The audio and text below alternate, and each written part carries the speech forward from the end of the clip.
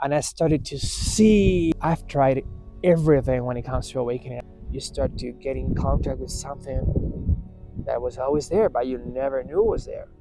If a thought cannot hear, and you are a story, you're a thought. And what is it that's listening?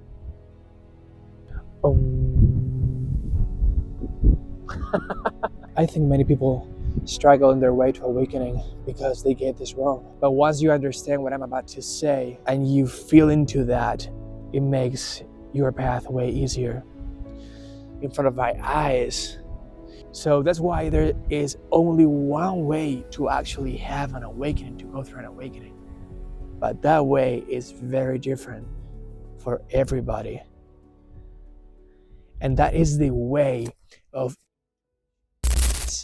everybody is already awake, but they don't know. And the reason why it's so hard to wake up is because you're trying to look at other people's experiences, other people's guidance, and then you try to incorporate all of that into your experience, and your experience is just saying, no, I just don't really see what you're talking about. You know,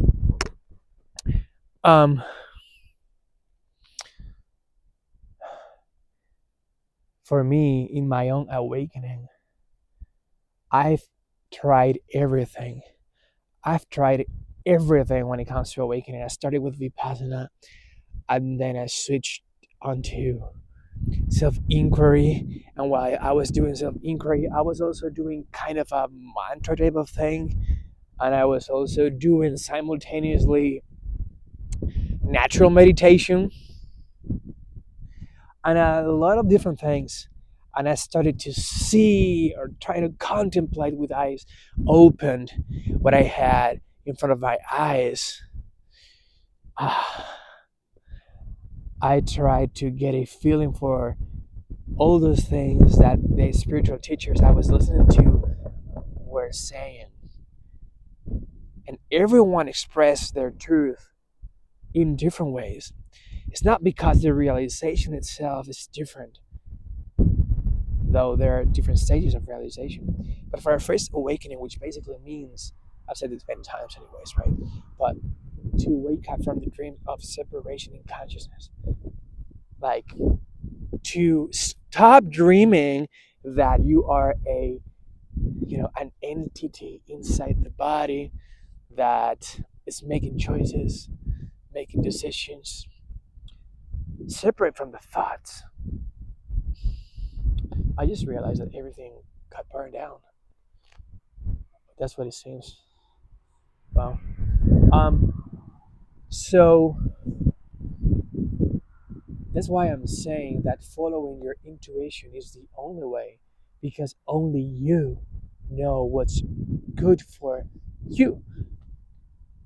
And you might say, yeah, but if there is no me, if there is no separate entity here thinking thoughts and reflecting upon those thoughts, making choices, then how the fuck do I know what's good for me? Which me exactly you're talking about?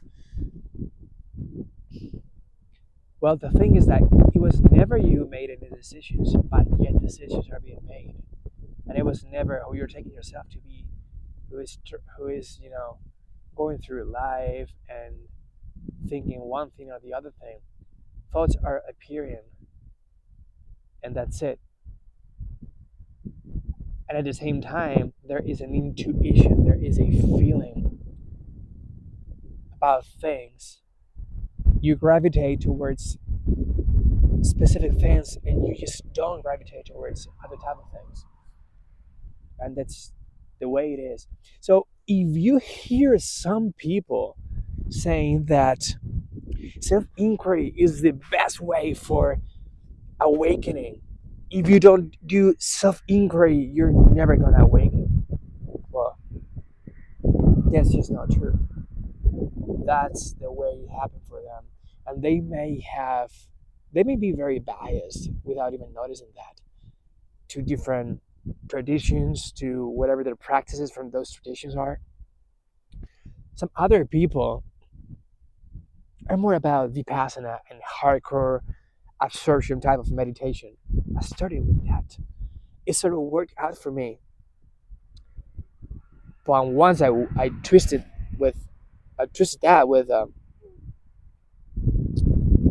self inquiry, that's what made it for me. Other people are very into mantra type of meditation, and from that they ask a question maybe. Other people are into natural meditation. So that's the only thing that you need for waking up is follow your intuition. Where is your gut feeling telling you you should be looking at?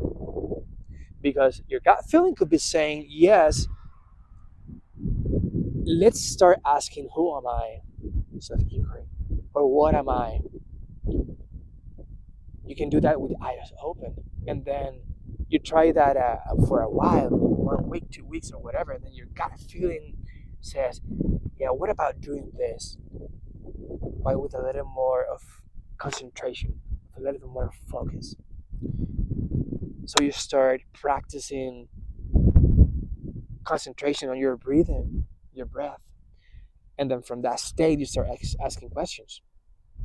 And then you realize that once the mind is very calmed down, you start to get in contact with something that was always there, but you never knew was there. And then you change a little bit the question you're asking. You may be asking, so okay, I'm gonna take this same approach, and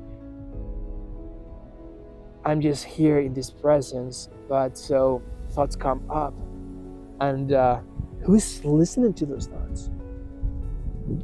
And then maybe not, this did it for me.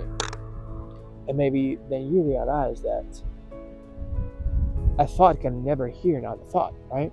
So what is it that is hearing the thoughts, receiving the thoughts? Because if a thought cannot be on the receiving end of the thought, if a thought cannot hear, and you are a story, you're a thought, a part of thought, and what is it that's listening? Bingo, that's you. And you were always here. And you have nothing to do with the man or the woman is speaking.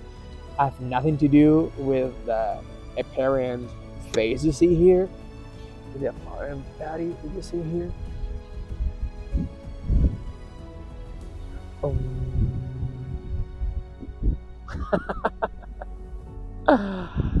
Some people like to really go when they meditate. Some other people get into other postures. And my favorite posture, guess what? It's not missionary.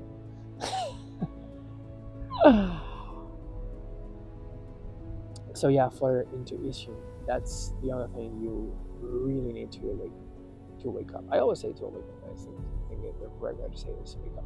So intuition, what's your gut feeling? That's the best practice. Always, the best practice is the one that works for you. Thank you.